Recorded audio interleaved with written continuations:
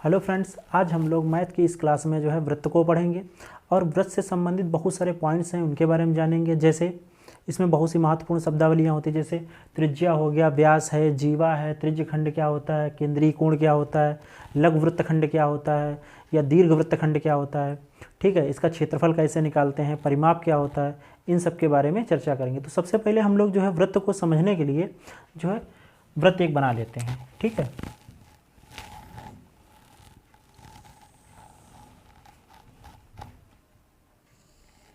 अब देखो यहाँ पर एक हमारा वृत्त हो गया। वृत्त बनाने के लिए क्या करते हैं, जैसे मान लो 10 सेंटीमीटर त्रिज्या का वृत्त बनाना है तो प्रकार में 10 सेंटीमीटर भर लेंगे। भरने के बाद हम एक केंद्र हो जाएगा और हम वहाँ पर पूरा सर्कल खींच देंगे। अब यहाँ पर इससे संबंधित देखो ये वृत्त है, उसके बाद हम इसका एक क्या होगा, हमारा केंद्र होगा। मान लो ये केंद्र है हमारा, इसका नाम हमने दे दिया ओ। ये क्या हो जाएगा, हमारा सेंटर हो जाएगा।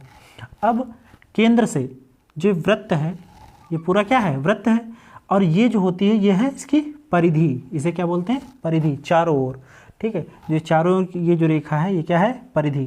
तो वृत्त के केंद्र से परिधि तक की जो दूरी होती है इसे बोलते हैं हम लोग त्रिज्या। इसे क्या बोलते हैं, त्रिज्या। त्रिज्या इसे जो है इंग्लिश में बोलते हैं रेडियस। इंग्लिश में बोलते हैं रेडियस, रेडियस। तो ये आर से शुरू होता है, इसलिए इसे हम लोग आर से डिनोट कर देते हैं, मतलब आर से प्रदर्शित कर देते हैं। उसके बाद हम अगर यही हम इधर बढ़ा दें, ठीक है, ये भी त्रिज्या हो गई यहाँ तक। उसके बाद हम ये भी यहाँ से ये भी एक आर हो गई, ये भी क्या है, हमारी त्रिज्या हो गई, ठीक है। तो ये त्रिज्या और ये भी त्रिज्या।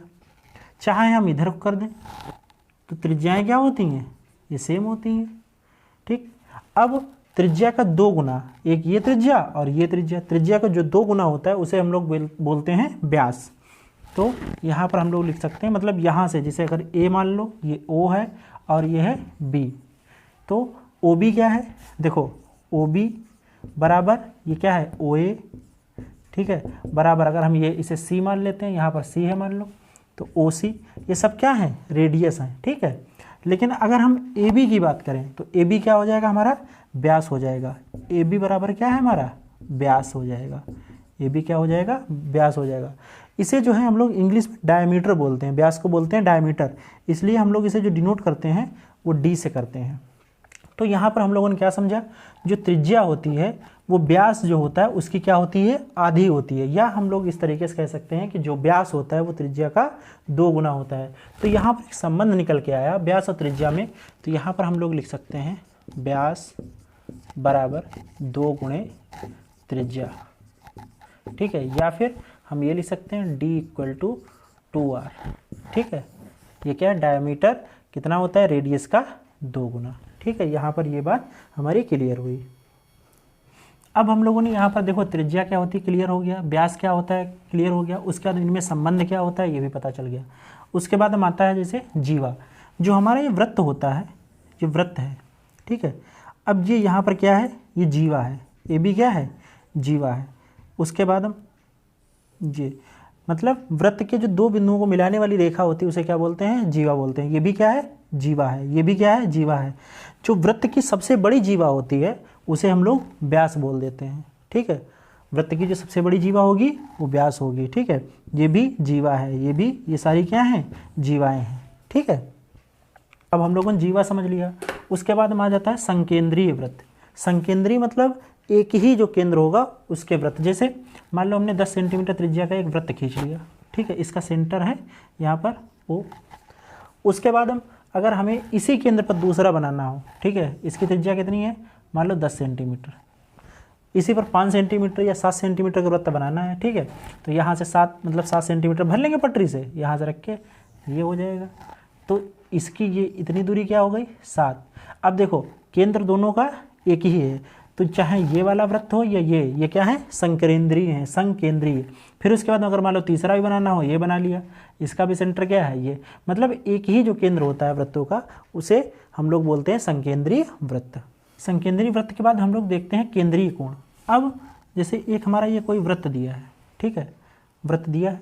अब इसका एक केंद्र ये है, जो इस केंद्र जो है वृत्त का केंद्र, इसको अगर शीर्ष मानकर हम लोग क्या बनाए, कोण बनाए, तो वो क्या होगा, केंद्रीय कोण। जैसे इसे हमने मान लो यहाँ पर मिला दिया, ये क्या हो गई, त्रिज्या हो गई।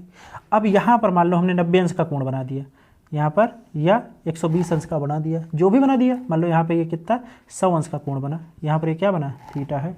तो ये जो कोण होगा ये हमारा क्या होगा, जैसे ओ ए बी, तो जो कोण ओ ए या ए ओ बी होगा, जो हमारा ओ ए ओ बी जो होगा, यही क्या है हमारा केंद्रीय कोण है, केंद्रीय कोण है। ठीक है, ये हमारा केंद्रीय कोण हो गया। तो ये हमारा क्या हो गया, केंद्रीय कोण। उसके बाद हम ये क्या है, ये भी त्रिज्या है, ये भी क्या है, त्रिज्या है। अब इसके द्वारा ही तो ये खंड काटा गया है, तो हम लोग इसे क्या बोल देंगे, त्रिज्य खंड। इसे क्या बोलेंगे, ये हो जाएगा हमारा त्रिज्य खंड, त्रिज्य खंड हो जाएगा। ठीक है, अब इसे ये है, यहाँ पर अगर हमने ये लाइन खींच दी, ठीक, तो ये ए है, ये बी, ये रेखा थी ए पर काटी और बी पर काट रही है, तो ये एक तरीके से वृत्त को छेदने वाली रेखा है। ये क्या है, वृत्त को छेदने वाली रेखा, तो इसे क्या बोल देंगे हम लोग, छेदक रेखा। ठीक है, उसके बाद हम लोग देखते हैं, उसके बाद हम आज जैसे ये वृत्त दिया है, एक ये वृत्त है। अब देखो यहाँ पर ये केंद्र है, ये अगर हम मिलाएंगे तो पूरा क्या हो जाएगा, हमारा व्यास हो जाएगा।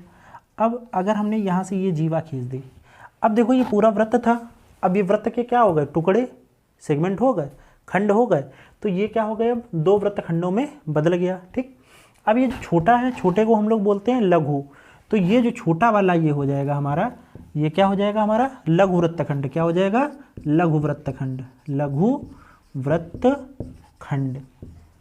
ठीक, मतलब वृत्त का खंड है लेकिन कौन सा, छोटा वाला, लघु वृत्तखंड। उसके बाद जो ये बड़ा वाला है, ठीक है, ये बड़ा है, इसे क्या बोलेंगे हम लोग, दीर्घ। तो ये क्या हो जाएगा हमारा दीर्घ वृत्तखंड, दीर्घ वृत्तखंड। ठीक है, ये हो गया हमारा लघु वृत्तखंड, ये छोटा हो गया पार्ट, और ये दीर्घ वृत्तखंड है, दोनों वृत्त के ही पार्ट। अब हमारा ये भी क्लियर हो गया, ये भी क्लियर हो गया। उसके बाद हम आ जाता है अर्धवृत्त। अब देखो ये वृत्त है, ये हमारा वृत्त था, अब यहाँ से ये व्यास है हमारा, इससे ऊपर का भी पार्ट ये क्या है, आधा वृत्त है, ये भी आधा वृत्त है। ठीक है, ये क्या हो गया हमारा अर्धवृत्त है, ये दोनों क्या है, अर्धवृत्त हैं। हम लोग परिमाप देखते हैं, परिमाप को इंग्लिश में पेरीमीटर बोलते हैं, PAREMETER, पेरीमीटर बोलते हैं। ठीक है, अब पेरीमीटर जो होता है, जैसे अगर हमें कभी चतुर्भुज का निकालना हो, त्रिभुज का निकालना हो, किसी का भी निकालना हो, तो हम क्या करते हैं, जो चारों भुजाएं, तीनों भुजाएं, जो भी भुजाएं होती हैं, सबका क्या कर लेते हैं, जोड़ कर लेते हैं, योग कर लेते हैं। ठीक है, अब यहाँ पर वृत्त में भुजाएं तो होती नहीं है, वृत्त में क्या होता है, भुजाएं तो होती नहीं है, तो यही जो कुल लंबाई होती है ना, ये रास्ते की, समझो यही क्या है, हमारी परिधि है। ठीक, परिमाप या परिधि, परिमाप को क्या बोल देते हैं हम लोग, परिधि, वृत्त में क्या बोलते हैं, परिधि बोल देते हैं। ठीक है, पेरीमीटर। अब जो इसकी परिधि होती है वो क्या होती है, इसका एक फार्मूला होता है। ठीक है, कितना क्या होता है, परिधि, हम लोग इसे मिटा के जो है लिखते हैं साफ साफ,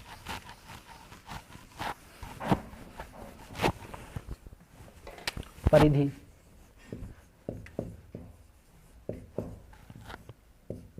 टू पाई आर। ठीक है, 2 पाई आर यूनिट होता है, मात्रक होता है। ठीक है, 2 पाई आर इकाई, इकाई मतलब यूनिट, मात्रक, जिसमें जिसे मान लो सेंटीमीटर में त्रिज्या दी है, तो जो परिमाप आएगा हमारा, तो जो भी आएगा, जैसे मान लो 50 आया तो 50 सेंटीमीटर हो जाएगा। इसी तरीके से जो भी मात्रक होगा, इकाई या मात्रक हम लोग लिख लेंगे। ठीक है, अब 2 पाई आर, अब इस तरीके जैसे मान लो कोई एक जो है 7 सेंटीमीटर त्रिज्या का वृत्त दिया है। ठीक है, अगर क्वेश्चन यही इस तरीके से आ जाए, 7 सेंटीमीटर त्रिज्या के वृत्त का परिमाप बताओ, परिमाप बताओ। ठीक है, तो हम लोग क्या करेंगे, बस 2 पाई आर रख देंगे, 2 पाई आर। अब देखो 2 पाई का मान होता है 22/7, हम लोग जानते हैं। ठीक है, 22/7 हो गया। आर का मान कितना है, 7, 7 से 7 कट गया, 22 दूना 44 इकाई। इसमें क्या था, सेंटीमीटर था, सेंटीमीटर, तो 44 सेंटीमीटर हमारी परिधि आ गई। ये पूरी जो लंबाई होगी परिधि, वो क्या हो जाएगी हमारी, 44 सेंटीमीटर हो जाएगी। ठीक है, तो यहाँ पर हम लोगों ने परिमाप भी क्लियर कर लिया। अब क्षेत्रफल देखते हैं। अब हम लोग जो है यहाँ पर वृत्त का क्षेत्रफल देख लेते हैं। क्षेत्रफल को इंग्लिश में क्या बोलते हैं, एरिया बोलते हैं।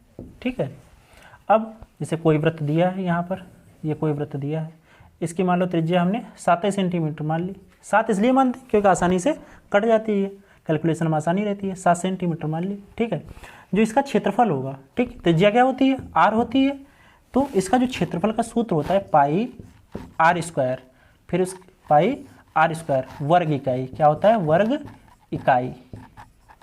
ठीक है, वर्ग इकाई। क्यों? अब देखो आर है, आर क्या होगा? आर जैसे दूरी है, दूरी होगी या जो भी होगा, इसमें जैसे मान लो सेंटीमीटर है, मात्रक है। ठीक, तो 2 बार होगा तो 2 बार मात्रक भी तो गुणा होगा, तो इसलिए वर्ग इकाई में आएगा। ठीक है, अब यहाँ पर वो सब छोड़ के हम लोग अब देखते हैं कैसे क्षेत्रफल निकालते हैं। अब जैसे एक क्वेश्चन दिया है, क्वेश्चन यहाँ पर दिया है 7 सेंटीमीटर त्रिज्या वाले, या व्यास अगर हम ले लें, यहाँ पर अगर हम लोग मान लें व्यास 14 सेंटीमीटर व्यास, 14 सेंटीमीटर व्यास वाले वृत्त का क्षेत्रफल व परिधि, क्षेत्रफल व परिधि ज्ञात करो। ठीक है, अब ये देखो ये आप सवाल जो दिया है, यहाँ क्या दिया है? व्यास दिया है। और हम लोग पीछे भी जान चुके हैं व्यास और त्रिज्या में संबंध, हम लोग जानते हैं। ये पूरा क्या दिया है? इन्होंने व्यास दिया है। व्यास का आधा क्या होता है? त्रिज्या। तो इसका मतलब आर कितना हो गया? 7 हो गया। आर हो गया हमारा 7 सेंटीमीटर। अब फार्मूले में वैल्यू रख देंगे, पाई आर स्क्वायर है। अब यहाँ पाई आर स्क्वायर है, तो पाई की वैल्यू कितनी हो गई? 22/7। आर कितना है? 7 दिया है, तो 7 स्क्वायर लगा है तो गुणे फिर 7 कर दिया, 7 से 7 कट गया, 22 सत्ते 154, 154 ही तो होता है, 154। फिर लिखा है वर्ग इकाई, मतलब वर्ग सेमी। क्या हो जाएगा? वर्ग सेंटीमीटर। या इस तरीके से भी लिख सकते हैं 154 सेंटीमीटर स्क्वायर। ठीक है, इस तरीके से भी लिखा जा सकता है, या इस तरीके से भी लिख सकते हैं 154 सेंटीमीटर स्क्वायर। ठीक है, तो इस तरीके से हम लोग एक चीज़ और जानेंगे, क्षेत्रफल आता है हमेशा स्क्वायर में आता है, वर्ग में आता है, वर्ग इकाई होता है उसका मात्रक, और जो परिधि होती है वो हमेशा मात्रक में आएगी। अब यहाँ पर ये देखो क्या निकला? हमारा क्षेत्रफल निकला, और हमें क्या निकालना है? परिधि। और परिधि अभी हम लोगों ने पहले भी निकाली थी, कितनी है? 2 पाई आर। अब 2 पाई का मान 22/7 और आर का मान 7, 7 से 7 घट गया, तो क्या 22 दूना 44 सेंटीमीटर। ये क्या है? हमारी परिधि निकली। अब हम लोगों ने यहाँ वृत्त से संबंधित बहुत सारी बातों को देख लिया। अब इस पर जो है आधारित 1-2 सवाल भी जो है हम लोग सॉल्व करते हैं। अब यहाँ पर एक क्वेश्चन दिया है, ठीक है, इसे सॉल्व करते हैं। 28 सेंटीमीटर व्यास वाले वृत्त की रचना करो। ठीक है, तथा परिधि और क्षेत्रफल भी ज्ञात करो।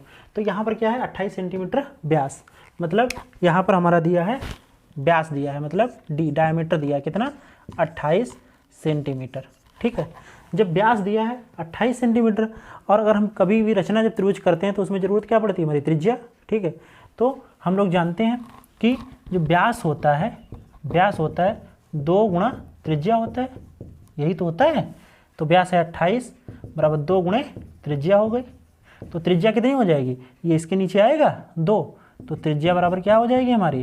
त्रिज्या बराबर 28/2, मतलब 14 सेंटीमीटर। ठीक है, हम लोग ओरल भी कर लेंगे, इतना ही ज़रूरी नहीं है कि हम लोग इस तरीके से लगाएं, लेकिन जब कॉपी पर लगाएंगे, एग्जाम में लगाएंगे, तो हमें ये सब दिखाना होगा। तो यहाँ पर इस तरीके से ये इतना दिया है, तो आर बराबर कितना हो जाएगा हमारा? 14, क्योंकि हम लोग जानते हैं जो व्यास होता है त्रिज्या का 2 गुना, तो त्रिज्या हो गई आधी, तो आर हो गया हमारा 14। अब 14 सेंटीमीटर प्रकार में भर के, और बस हम लोग इस तरीके जैसे यहाँ पर रखा और खींच लेंगे। जैसे यहाँ पर हमने खींचा तो ये बन गया। ठीक है, ये हमारा बन गया। ये कितना है? 14। अगर इसे ही हम पूरा कर दें तो ये 14 ये हो जाएगा, 14 14 28 हो जाएगा। ये ओ मान लिया, ठीक, इसे ए मान लिया। फिर क्या है? उसके बाद पूछा गया परिधि। परिधि क्या हो जाएगी? देखो परिधि बराबर 2 पाई आर, 2 पाई का मान 22/7 गुणे आर का मान 14, 7 1 7 7 दूनी 14। अब यहाँ पर 22 दूना 44, 44 दूना 88, 88 सेंटीमीटर हमारा आ गया। अब देखो यहाँ पर एक चीज़ वो देखते हैं, कभी कभी पाई में भी आंसर आ जाता है। अगर मान लो पाई में आंसर आता है तो आर का मान रखते हैं 14, 14 दूनी 28 पाई। ये भी इस तरीके से आ सकता है, 28 पाई भी लिखा हो सकता है। ठीक है, कभी कभी क्या करते हैं कि पाई जो है दोनों वो विकल्प में जो है यहाँ पर भी पाई लगा देंगे, तो ये गलत हो जाएगा। तो यहाँ पर हमें अगर से इस तरीके से आएगा तो 28 पाई हो जाएगा, और अगर पाई होगा तो कितना हो जाएगा? 14 दूनी 28 पाई। ये इस तरीके से ये सही होगा। ठीक है, फिर उसके बाद आ जाता है क्षेत्रफल। अगर हम लोग क्षेत्रफल की बात करें, क्षेत्रफल, तो क्षेत्रफल क्या होता है? Pi r square. Pi r square हुआ।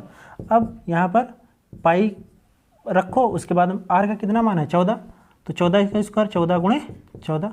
अब 14 14 की जब गुणा होगी तो 196 पाई हो जाएगा। 196 पाई, ये क्या हो गया हमारा? वर्ग सेंटीमीटर या सेंटीमीटर स्क्वायर। अगर यहाँ पर हम पाई की वैल्यू डाल दें तो देखो 196 गुणे 22/7। जब हम क्या करेंगे, इसे काटेंगे तो उसके बाद आंसर आ जाएगा हमारा 616 सेंटीमीटर स्क्वायर। ये हमारा हो गया क्षेत्रफल हो गया, ये हमारा क्या हो गया, परिधि हो गई, और ये हमारी त्रिज्या हो गई। तो जो जिस तरीके से पूछा जाए उस तरीके से हम लोग सॉल्व कर सकते हैं। तो यहाँ पर हम लोगों ने वृत्त से संबंधित जो महत्वपूर्ण पक्ष थे उन पर चर्चा की, ठीक है। और जो है इसी तरीके से हम लोग एक्सरसाइज करेंगे, और नेक्स्ट वीडियो में हम लोग चतुर्भुज, उसके प्रकार और उसका जो वो क्षेत्रफल होता है, उसका परिमाप है, कैसे ज्ञात करते हैं, कैसे रचना करते हैं, तो उनके बारे में हम लोग जो है पढ़ेंगे। Thank you.